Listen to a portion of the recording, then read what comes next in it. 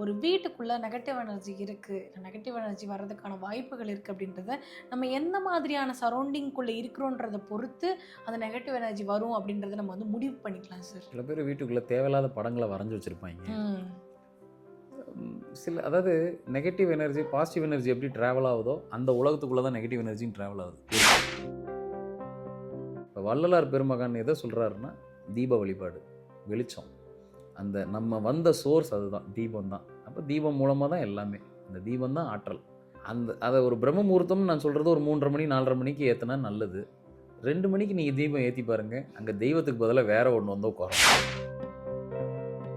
நீங்கள் எதை நினச்சி கூப்பிட்றீங்களோ அது அந்த இடத்துல வந்து நின்றோம். அப்போ வீட்டுக்குள்ளே இந்த தேவையில்லாத படங்களை மாட்டுறது முதல்ல தவிர்த்துறது நல்லது. சில பேர் எலும்பு கூட மாட்டி வச்சுருப்பாங்க, மண்டை ஓடு, இந்த மாதிரி என்னத்தையாவது ஒன்று மாட்டி வச்சிங்கன்னா நிச்சயமாக அது ஒரு நெகட்டிவ் இம்பேக்டை வீட்டுக்குள்ளே செய்யும். அது எப்படி செய்யும்னா, தேவையில்லாத ஆன்மாவை வீட்டுக்குள்ளே கூப்பிட்டு விட்டுரும், இங்கே கொஞ்சம் வா அப்படின்ட்டு. ஒரு கணவன் மனைவிக்குள்ளே ஒரு பிரச்சனை ஏற்பட்டு 2 பேரும் பிரிஞ்சிடுறாங்க. இந்த கதையை உட்காந்து நல்லா காது கொடுத்து உட்காந்து புறணி கேட்குறீங்கன்னா, அந்த இந்த ஈவெண்ட்டை நீங்கள் நல்லா உள்வாங்கி கேட்டுட்டீங்க, ரசித்து கேட்டுட்டீங்கன்னா, இந்த ஈவெண்ட் உங்கள் லைஃப்பில் நடக்கிறதுக்கு தயாராகிடுச்சுன்னு அர்த்தம்.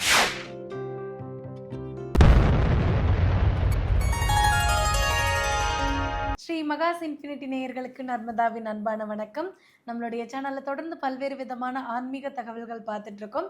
அந்த வகையில் இன்னைக்கு நம்ம பார்க்க போகிற இந்த ஒரு பதிவில் நேயர்கள் கேட்டிருக்கக்கூடிய பல்வேறு விதமான கேள்விகளுக்கு தெளிவான பதில் கொடுக்கறதுக்காக நம்ம கூட இன்னைக்கு பிரசன்ன ஜோதிடர், அஸ்ட்ரோ நியூமராலஜிஸ்ட் டாக்டர் மகாஸ் ராஜா சார் அவர்கள் இணைஞ்சிருக்கிறாங்க. வணக்கம் சார். வணக்கம்மா.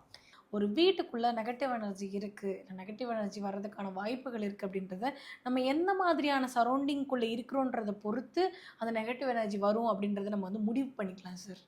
சில பேர் வீட்டுக்குள்ளே தேவையில்லாத படங்களை வரைஞ்சி வச்சுருப்பாங்க. அதாவது நெகட்டிவ் எனர்ஜி பாசிட்டிவ் எனர்ஜி எப்படி ட்ராவல் ஆகுதோ அந்த உலகத்துக்குள்ளே தான் நெகட்டிவ் எனர்ஜியும் ட்ராவல் ஆகுது. ஒரு கோடு தான் வித்தியாசம் ரெண்டுத்துக்கும். அப்போது நீங்கள் எதை அட்ராக்ட் பண்ணுறீங்களோ அது உங்கள் பக்கத்தில் வந்து உட்காந்துக்கும். ஒரு உதாரணம் பார்க்கலாம். இப்போது நீங்கள் காலையில் பிரம்ம முகூர்த்தத்தில் காலையில் எழுந்திரிச்சு ஒரு தீபம் ஏற்றி பிரார்த்தனை பண்ணிங்கன்னா தெய்வம் பக்கத்தில் வந்து உட்காரும்.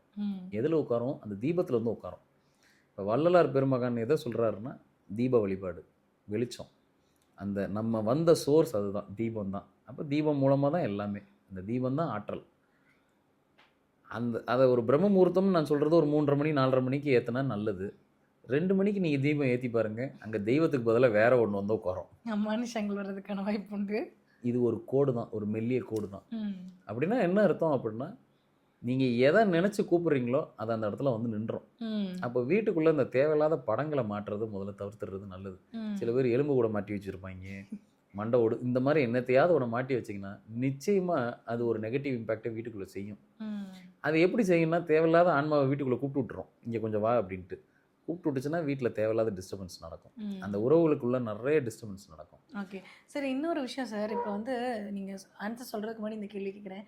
படங்கள்னு சொன்னீங்களா சார், சில வீடுகளில் வந்து புத்தக புழுக்களாக நிறைய பேர் இருப்பாங்க சார், எங்கள் வீட்லேயும் கூட இருக்காங்க.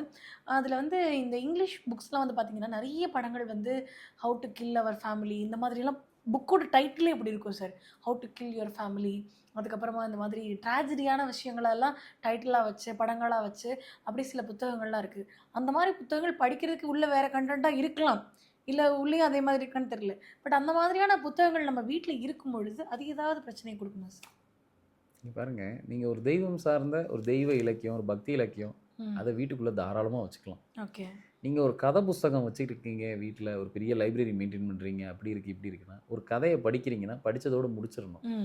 சில பேர் அந்த கதையில் வாழ பழகிப்பாங்க, இல்லை அந்த கதையோடு சேர்ந்து பயணம் பண்ணுவாங்க, வாழ்வாங்க. இதெல்லாம் பண்ண ஆரம்பிச்சிங்கன்னா நீங்கள் எதை படிச்சிங்களோ அது உங்கள் லைஃப்குள்ளே நடக்கும். மேலை நாடுகளில் இதை பற்றின ஒரு பெரிய ஸ்டடியே இருக்குது.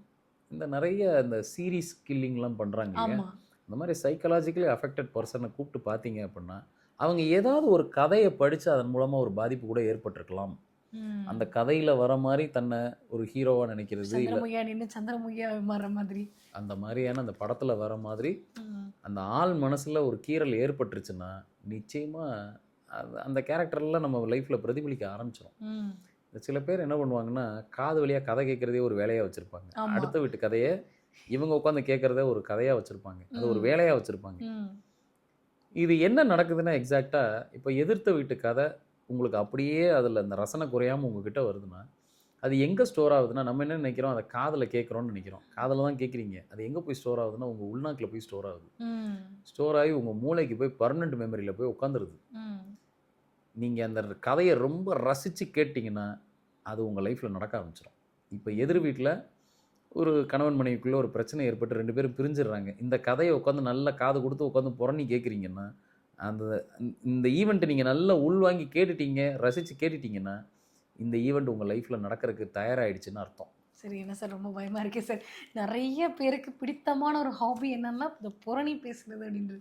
ஒரு காசிப் எடுத்து அதை அப்படியே விலாவரியாக பிரித்து பேசுகிறத ஒரு பிரதானமான ஹாபியை வச்சுருக்கிறவங்களுக்கு புரணி பேசுகிறதுனால கர்மாவோ இல்லை வந்து இந்த மாதிரியான வாழ்க்கையில் பாதிப்புகள் ஏற்படுத்தக்கூடிய பிரச்சனைகளும் வருமா சார்? இங்கே பாருங்கள், ஒரு சில காலகட்டத்தில் நோய் பரவும். ஒருத்தருக்கு வந்த நோய் இன்னொருத்தருக்கு பரவுது இல்லையா? நம்ம பார்த்துருக்கோம். ஒரு கால்ரா வந்திருக்கும் ஒரு காலகட்டத்தில், டைஃபாய்டு, மலேரியா. இப்போ பாருங்கள், இப்போ ஒரு 20 வருஷ காலகட்டத்தில் நம்ம நாட்டில் நிறைய டிவோர்ஸ் நடக்குது. ஆமாம் சார். ஏன் ஒருத்தருக்கு நடந்தது இப்போ வீட்டுக்கு வீடு எல்லார் வீட்டுக்குள்ளேயும் அந்த டிவோர்ஸுங்கிற கான்செப்ட் வந்துருச்சு. முன்ன வந்து யாரோ எங்கேயோ எதையோ சொன்னுவாங்க, அதை பற்றி நம்ம கேள்விப்பட்டிருப்போம். ஏதோ ஒரு ஃபேமிலியில் நடந்திருக்கும், அது கூட ஒரு ஜென்யூன் ரீசனில் நடந்திருக்கும். இப்போது அப்படி ஒரு 20 நாள் வாழ்ந்து பிரிகிறவங்க இருக்காங்க, ஒரு 6 மாதம், 1 வருஷம். அப்படின்னா என்ன அர்த்தம்னா, ஒருத்தன் பண்ண வேலையை இன்னொருத்தர் காதில் நல்லா உட்காந்து புறணி பேசுகிற மாதிரி உட்காந்து நல்லா அந்த கதையை பரப்பிடுறாங்க. இந்த கதை பல பேர் வாழ்க்கையில் நடக்குது தன்னை அறியாமல். அப்போது ஒரு முடிவெடுக்கிற நேரம் வரும்போது நீங்கள் ஏற்கனவே காதில் உட்காந்து, இப்போ ஒன்றும் இல்லை, ஒரு ஃப்ரெண்டுக்கு ஒரு டிவோர்ஸ் நடந்துருச்சுன்னு வச்சுக்கிருவோம். அதை உட்காந்து அவங்க கதையை அவங்க சொல்லும் போது நீங்கள் ரசனையோடு உட்காந்து கேட்குறீங்க பாருங்கள், காது கொடுத்து உட்காந்து முழு கதையும் கேட்குறீங்க பாருங்கள், இது உங்கள் உள் மண்டையில் ஸ்டோர் ஆகிடும். உங்கள் உள்நாக்கில் ஸ்டோர் ஆகி அது உங்கள் மூளையில் போய் உட்காந்துரும். உங்கள் லைஃப்பில் ஏதாவது ஒரு பிரச்சனை ஏற்படும் போது அவங்க சில இடத்துல ஒரு தவறான டிசிஷன் எடுத்திருப்பாங்க இல்லையா, உங்கள் மூளை அப்படி ஒரு டிசிஷன் எடுக்க வச்சிரும் உங்களை அறியாமல். தவறான விஷயங்கள் தான் நம்ம மைண்டில் ஸ்டோர் ஆகுமா சார்?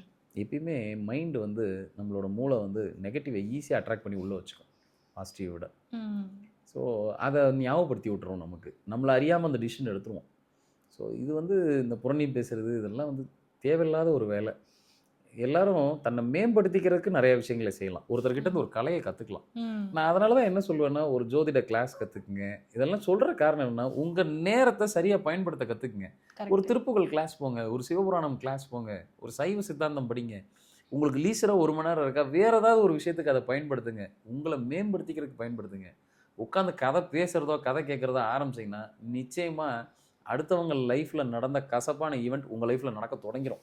ஓகே, இப்போ நம்ம வந்து அவங்க வீட்டில் அப்படி நடந்தது அப்படின்ற ஒரு கசப்பான விஷயத்த ஏதோ ஒரு விஷயத்துக்காக அந்த பொழுதை போக்கணும்னு பேசினா கூட அது நம்ம வீட்டுக்குள்ளே இம்பேக்டை கொண்டு வந்து கொடுக்கும். இங்கே பாருங்கள், யாரும் யாரோட லைஃப்பையும் போய் மாற்ற முடியாது. இதை முதல்ல நம்ம நம்பணும்.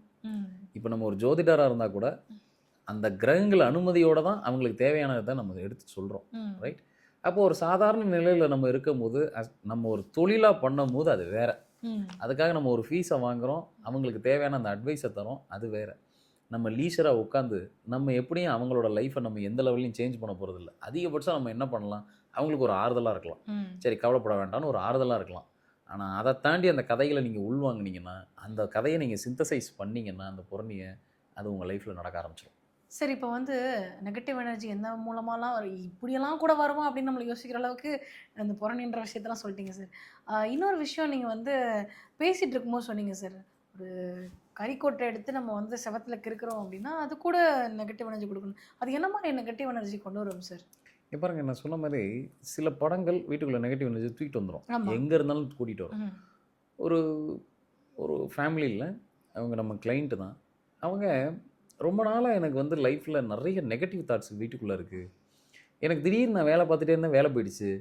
ஒரு ஒரு நல்லா இருந்த சூழ்நிலை திடீர்னு அப்சைட் டவுனாக மாதிரி. அவங்க இத்தனைக்கு இருக்கிறது கனடாவில் இருக்காங்க, இப்படியே நடந்துட்டு இருக்கு. இத்தனைக்கும் அவங்க ஒரு டேரட் பார்க்கக்கூடிய ஒரு நபர்.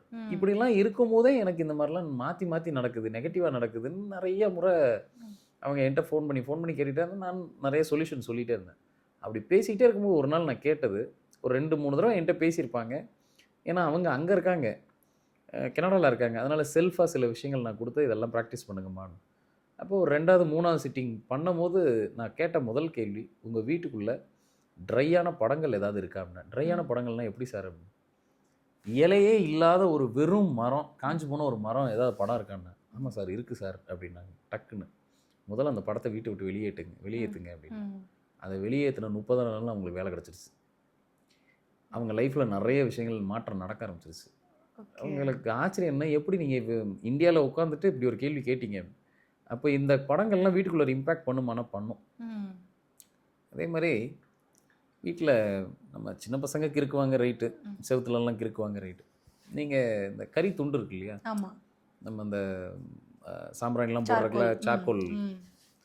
அதை வச்சு செவுத்துலையோ இப்போ அந்த காலத்துலலாம் பார்த்தீங்கன்னா சுண்ணாம்பு செவராக இருக்கும், அங்கங்கே கிறுக்கி வச்சுருப்பாங்க. அப்படியே அலையா கோடு போட்டு விளையாடுறது தான் ஒரு வேலையா இருக்கு. அந்த மாதிரி ரொம்ப தேவையில்லாத டிசைன்ஸ், இல்லை தேவையில்லாத ஒரு, அதாவது எந்த ஒரு குறிக்கோளுமே இல்லாத ஒரு சும்மா ஒரு கிறுக்கல்கள்லாம் நீங்கள் அதை மாதிரி பண்ணிங்கன்னா நிச்சயமாக வீட்டுக்குள்ளே நெகட்டிவ் எனர்ஜி வரும். ஒரு கிறுக்கல் மூலமா நெகட்டிவ் எனர்ஜி வருது. நிச்சயமாக வரும். ஒரு சின்ன கிறுக்கல் மூலமா. கண்டிப்பாக அது வரும். யார் பண்ணாலும். நீங்கள் அதை நல்லாவே உணர முடியும். ம். இரவு நேரங்களில் நிச்சயமாக அது உணரும். கொஞ்சம் அமானுஷ்யமாக தான் இருக்கும். சரி, இதெல்லாம் இந்த காலத்துலையும் சாத்தியம் பண்ணால் எல்லா காலத்துலையும் சாத்தியம். ஓகே. அப்போ நெகட்டிவ் எனர்ஜி நம்ம சொல்ற மாதிரி பேய் பிசாசு இதெல்லாம் இருக்கா சார்? எல்லாமே இருக்குது. தெய்வம் இருக்கிறது உண்மைன்னா இதுவும் இருக்குது. அது ஈஸியா வருதுக்கு நம்ம தெய்வத்தை வந்து உருண்டு பிறண்டு உண்ணாவிரதம் இருந்து கூப்பிடுறோம். இது இப்படி ஒரு கோடு போட்டாலே வந்துருமா வந்துடும். சார்? அதான் வித்தியாசம். ஸோ எப்பயுமே ஒரு பாசிட்டிவ் எனர்ஜி இருந்தால் ஒரு நெகட்டிவ் எனர்ஜி இருந்தே ஆகணும் உலகத்தில். ம். ம். நீங்கள் எதை கூப்பிட்றீங்கன்றது தான் விஷயம் அதில். அப்படி இந்த மாதிரி ஏதாவது ஒரு செயல் செஞ்சு அப்போ ஒரு வீட்டுக்குள்ளே நம்ம என்ன படம் வைக்கிறோம், என்ன மாதிரியான ஒரு செயல் செய்கிறோங்கிறது ரொம்ப முக்கியம். நம்ம பாட்டு ஏதோ வீடை போட்டபடிக்கெலாம் போட்டு வைக்கக்கூடாது. சில பேர் எதையோ கொடுத்தோம், எதையோ வாங்கினோம், எதையோ வச்சோன்னு அவங்க பாட்டு மாட்டி வச்சுட்டு வேலையை பார்ப்பேன். என் லைஃப் முன்னேறல எப்படி முன்னேறும், இதெல்லாம் கொஞ்சம் கவனித்து பார்க்கணும். ம். இப்படி இப்போ நீங்கள் சொல்லும்பொழுது சார், நிறைய பேர் வந்து வீடுகளில் பால் காய்ச்சறது, கல்யாணத்துக்குலாம் வந்து கிஃப்ட்டுன்னு கொடுப்பாங்க சார். அதை வந்து நம்ம வந்து பயன்படுத்துகிற மாதிரியும் அழகாகவும் இருக்காது. கொடுத்துட்டாங்களேன்றதுக்காக சில பேர் வச்சுப்பாங்க. அந்த மாதிரி வந்து பிடிக்காமல் இருக்கக்கூடிய ஒரு கிஃப்டாக இருக்கலாம். இல்லை தேவையில்லாத பொருட்கள் அப்படின்ற மாதிரியான கிஃப்ட் ஐட்டம்ஸ் அப்படின்னு சில விஷயங்கள் இருக்கா? அது உள்ளே இருந்ததுனால அது பிரச்சனையை கொடுக்குமா? நிச்சயமாக செய்யும். ம். ஒரு இப்போ நம்ம ஒரு தெய்வத்தோட படத்தை எதுக்கு வீட்டுக்குள்ளே வைக்கிறோம்? அது நல்ல பாசிட்டிவ்க்கு. அது ஒரு சிம்பிள், ம். அது ஒரு வடிவம். ம். ஒரு எந்திரத்தை எதுக்கு வீட்டுக்குள்ளே வைக்கிறோம்? அது ஒரு எந்திரம், அது ஒரு வடிவம். அப்போது இந்த மாதிரி ஏதாவது ஒரு கிறுக்கல்கள் நீங்கள் வீட்டுக்குள்ளே வைக்கிறீங்கன்னா அதுவும் அது வேலையை செஞ்சே தீரும். ம். அது செய்யாமலாம் போகாது. அதனால் நமக்கு தேவையான அந்த படங்கள் சரியாக இருக்குது, பாசிட்டிவாக இருக்குன்னா அதை மட்டும் வீட்டுக்குள்ளே வச்சா போதும். ம். மிச்ச படத்தை வீட்டுக்குள்ளே வைக்காமல் இருக்கிறதே நல்லது. ம். சரி, படங்கள்ன்ற தாண்டி இப்போ நான் கேட்ட மாதிரி பொருட்கள் அப்படின்னு வந்து gift கொடுக்குறாங்க அப்படின்னா, யார் என்ன gift கொடுத்தாலும் அதை நம்ம வாங்கி வச்சுக்கிறது அப்படின்றது சரியானதா இருக்குமா ஒரு சார்? கல்யாணம்னு நடக்கும்போது ம். எல்லாரும் கொண்டு வந்து gift கொடுக்க தான் செய்வாங்க. ஒரு ஆமா. விசேஷமான ம். ஒரு தருணத்தில் கொண்டு வந்து கொடுக்க தான் செய்வாங்க. நீங்கள் அதில் எது சரி, உங்களுக்கு எது உகந்ததோ அதை ம். மட்டும் வச்சுட்டு மிச்சத்தை ஒன்று நீங்கள் அதை ஒரு வேறு ஏதாவது ஒரு இடத்துல கட்டி வச்சிடுறது நல்லது. ம். இல்லைன்னா அது தேவையானதை மட்டும் வச்சுட்டு மிச்சத்தை வெளியேற்றிடுறது நல்லது. Okay sir. ஏன்னா வந்து நேயர்களுக்கு வந்து வித்தியாசமான முறைகளில் வந்து சந்தேகங்கள் வருது. ஆனால் அந்த சந்தேகமுமே நியாயமானது சார். வீட்டில் உட்காந்துருக்குறாங்க அப்படின்னா, இந்த மாதிரி டவுட் இருக்கே, இது போய் நம்ம வந்து டைரெக்டாக ஒரு ஜோதிடரை அணுகிறத விட இந்த மாதிரியான ஒரு விஷயங்களுக்கு பதில் கிடைச்சா நல்லா இருக்குன்றப்போ, அதை ஒரு பதிவாக நம்ம கொடுக்குறது வந்து நிறைய பேருக்கு கண்டிப்பாக யூஸ்ஃபுல்லாக இருந்துகிட்ருக்கு அப்படின்றத தொடர்ந்து சொல்லிகிட்டே இருக்காங்க. இன்னும் நேயர்கள் கேட்கக்கூடிய பல்வேறு விதமான கேள்விகளுக்கு அடுத்தடுத்த பதிவுகளில் நம்ம வந்து பதில்கள் பார்க்கலாம் சார். ரொம்ப நன்றி சார். நன்றி.